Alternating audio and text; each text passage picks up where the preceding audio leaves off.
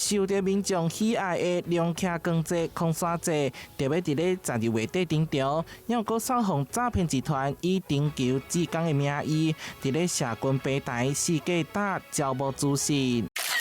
就連每年2月份才登場的活動降燈節嘛，互無用。詳細看Google表單內容，除了時間完全錯誤，其他項目寫的敢若親像真的同款。對此文化局緊急澄清，並無對外進行登載，提醒民眾提高警覺，避免受騙。如果相關的粉專引導你去進行LINE的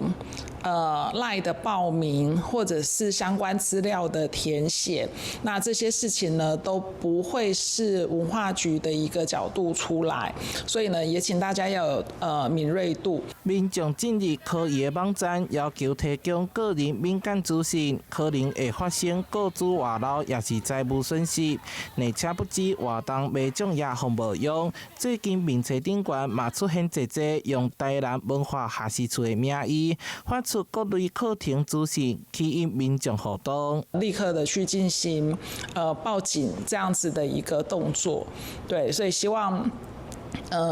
一方面希望遏止這樣子惡劣的情境，那再者呢，也是希望提醒大家，就是不要隨便去進行報名的連結，輸入你的個人個資這樣。文化局強調，已經報警，所有資訊、活動廣告以及電影消息，攏會透過台南市政府文化局官方網站進行發布。唯一的正港賣獎夜嘛是叫做意遊台南。台南新聞社會採訪報道。